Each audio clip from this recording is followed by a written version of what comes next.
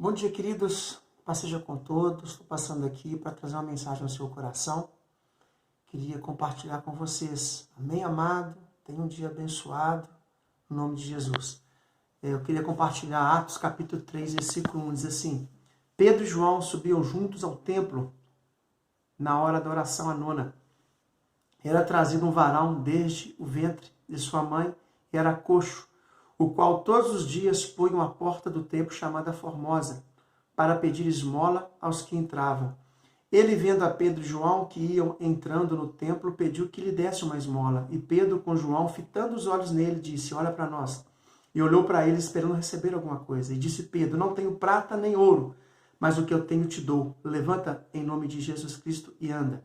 E tomando pela mão direita, o levantou, e logo seus pés e tornozelos se firmaram. E saindo ele, pôs-se em pé e andou e entrou com eles no templo, andando e saltando e louvando a Deus. Glória a Deus.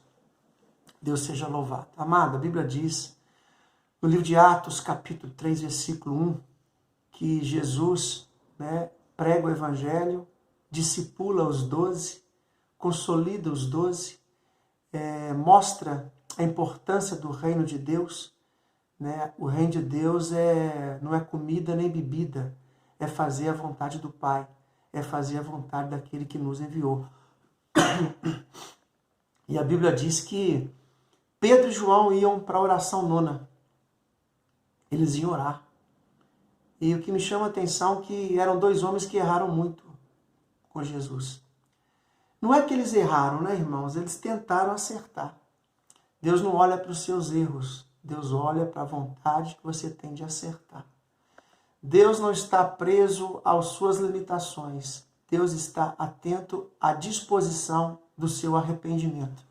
Não é o quanto que você peca, é o quanto que você está disponível de arrepender daquilo que você fez. O que é arrepender? É o pecado que você cometeu e não pecar mais. Esse arrependimento, deixar o pecado. E Pedro e João eram homens como eu e você, mas homens que queriam acertar, homens que sabia o que eles queriam, porque Jesus colocou isso no coração daqueles homens. E a Bíblia diz que eles iam para o templo na oração nona, na hora nona para fazer uma oração, 3 horas da tarde, no nosso horário. E a Bíblia diz que eram carregados um coxo todos os dias e colocava na porta do templo. E a Bíblia diz que aquele coxo, ele recebia esmola. Ele recebia benefício de estar na porta do templo. Mas quantas vezes nós viemos à igreja e recebemos até benefícios.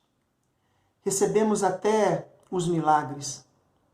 Mas Deus quer muito além de te dar um benefício, de fazer um milagre. Pastor, de fazer um milagre. Deus quer que você entre na presença dele. E a Bíblia diz que aquele homem era carregado todos os dias e era abençoado. Quantas pessoas são abençoadas nesse tempo, amado? Quantas pessoas, seja ímpio, seja cristão, qualquer tipo de religião, as pessoas são abençoadas pela misericórdia de Deus. A Bíblia diz que até os pardais não ficam sem comer. A Bíblia diz que todo ser que respira louve ao Senhor. Deus tem compromisso com os seres que ele fez sobre essa terra e nada falta. Então, o fato de receber bênção não significa que você está na presença dele. Deus, ele abençoa pela misericórdia. E esse homem tinha uma vida de rotina, de ir na igreja. E era conduzido por algumas pessoas. Mas a vida dele não mudava. Preste atenção. Ele era abençoado, recebia esmola, recebia benefício, mas a vida dele não mudava. Quem te conduz? Quem que te carrega? Com quem que você anda? Está promovendo vida ou está promovendo uma vida de rotina? Com quem que você anda? Está promovendo o evangelho só de benefício? O evangelho que você vai na igreja só para experimentar o que Deus conquistou na cruz? Nós temos que deixar de ser crentes pedintes, crentes de ver Jesus só para benefícios. E a vida desse homem não mudou, mas nesse dia estava para mudar. E eu creio que nos dias de hoje, a sua vida está para mudar. Está para ser transformada em nome de Jesus. Nos dias de hoje, Deus quer mudar a sua história. Eu falo que essa crise, da pandemia, da epidemia do coronavírus, tem nos isolado, mas tem revelado que tipo de crente que muita gente é, que tipo de cristão que muita gente é. Infelizmente, depois do pós-pandemia, infelizmente, irmão, muitos crentes vão até mesmo se desviar, porque a vida toda buscaram o Senhor por resultados, por benefícios. Mas o que me chama a atenção é que Pedro e João entrou em cena. E quando homens de Deus entram em cena, o milagre acontece. Algo sobrenatural acontece. E Pedro e João iam simplesmente orar. Eu creio que Pedro e João, um convidou o outro para orar. E nesses dias, as pessoas têm te convidado para orar, para jejuar, para santificar, para orar pela nação. Você tem recebido convites para aproveitar esse momento de reclusão social, estar orando, intercedendo, se santificando mais. E a Bíblia diz que Pedro e João, ele depara com aquele coxo. E Pedro e João olha para ele, e a Bíblia diz que aquele coxo estava esperando receber alguma coisa. Olha a mente daquele coxo.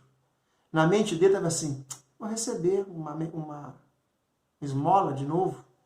Vai ser um dia como qualquer. Um dia como qualquer.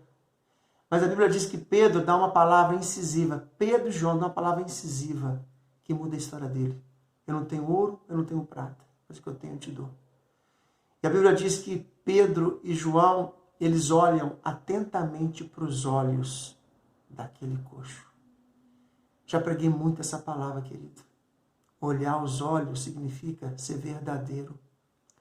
Olhar nos olhos significa ser sincero.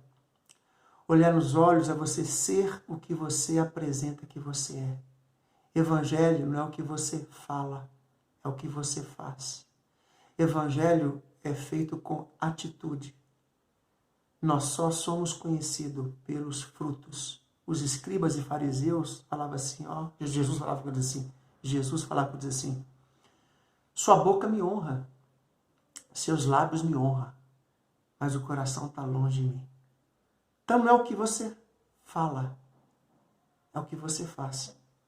Então eu aprendo com isso que Pedro e João olhando nos olhos. Evangelho é verdade, irmão. Ande na verdade, irmão. A Bíblia diz, de que se queixa o homem, a não ser dos próprios pecados?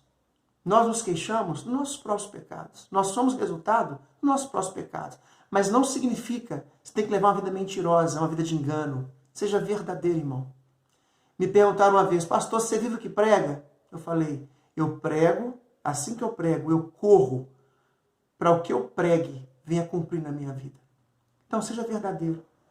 E a Bíblia diz que Pedro e João, eles cuidam daquele coxo como ninguém cuidou. Primeiro pega aquele coxo, encosta, pega na mão daquele coxo e levanta aquele coxo. E ele coloca, a Bíblia diz que ele firmou os artelhos. Firmar artelhos significa base. Evangelho, irmão, tem que ter base. Salmo 34:8, provai e vede que o Senhor é bom. Bem-aventurado o homem que nele se refugia. Você só refugia em quem você conhece. Então temos que pregar o evangelho de solidez, de estrutura, de base. Porque você só se firma em base sólida, Como aquele construtor, aquele trabalhador, aquele homem que construiu a sua casa na rocha. Edificou a casa na rocha, na palavra de Deus. Edifica a sua vida na palavra de Deus. Edifica a sua vida na rocha, não na areia, porque o vento vai vir, tanto na areia quanto na rocha. O vento vem, tempestade vem, tanto na areia quanto na rocha. Agora, aonde estão os seus artelhos? Aonde está a base? Então, Pedro e João deu o que tinha. Você só dá o que você tem, irmão. Então, a vida que você tem com Deus A estrutura em que? É benefícios ou é palavra? Porque na hora da luta, você tem que firmar é na palavra, é na Bíblia. Não é pelo que Jesus conquistou. Aleluia. Jesus conquistou, eu tomo posse da bênção, do milagre, mas a palavra de Deus permanece para sempre. Ainda que eu não seja curado, ainda que eu não tenha benefícios, mas eu fico firme na palavra, porque ele veio para buscar e salvar o que se havia perdido. Jesus veio buscar e salvar o que se havia perdido. Base. Ele ficou na base. Firmou seus artelhos. Porque Pedro e João passou o que tinha. Evangelho de base. Né? Eu gosto de falar umas analogias dos 3 porquinhos. Quem lembra dos 3 porquinhos? Um construiu uma casa de palha, outro de madeira e o outro de rocha. Os 2 que foram de palha e madeira, construiu rapidinho. Rapidinho. Bum! Construiu a casa rapidinho, né, irmão? Evangelho rápido, de resultado. Não quero nem saber o que era minha bênção. Fazer uma campanha de 7 dias, em 7 dias vai ter o meu milagre. Se não tiver o meu milagre, eu vou para outra igreja. Essas são as casinhas de palha e de madeira. Você constrói rápido, mas sem base. E a terceira da rocha, né, irmão? Pedra. Aí veio o lobo, né? O lobo na Bíblia sabe quem que é, né, irmão? É o diabo. Soprou, a palha. A casa desmoronou. Foi na casa de madeira, soprou, desmoronou. Chegou na rocha. Soprou, soprou, soprou e não desmoronou. Porque o vento vem, mas permaneceu. Virá lutas, adversidades, mas vai permanecer. Por isso que eu falo, a epidemia vai revelar que tipo de crente que nós somos. A epidemia vai revelar que tipo de casa que você constrói. É de palha, de madeira ou de rocha, de pedra? Amém, amado? E a Bíblia diz que Pedro e João levantou aquele homem, firmou o artelho. Agora presta atenção. Pedro e João colocou aquele homem na presença de Deus. Até então, ele era conduzido na porta da igreja e era abençoado, mas não tinha a presença de Deus. Só quem tem presença, libera a presença. Só quem tem vida, libera a vida. Então, Pedro e João colocou aquele homem dentro da igreja, na presença do Senhor, irmão. Culto é maravilhoso, irmão. Você vem no culto, você recebe poder e vai embora. Depois passa o poder, agora a presença não. Você recebe a presença e fica com a presença. Então, Pedro e João deram aquele coxo uma cura, um milagre, mas ele levou o que vale mais, o mais importante da cura do milagre é a presença de Deus. Porque muitos curados, muitos que receberam milagre, irmão, não vai para o céu.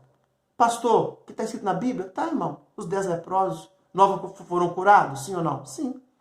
Um foi salvo, não foi? Porque eles voltaram. Um voltou e agradeceu a Deus. Então a Bíblia diz, querido, que Pedro e João colocou na presença de Jesus.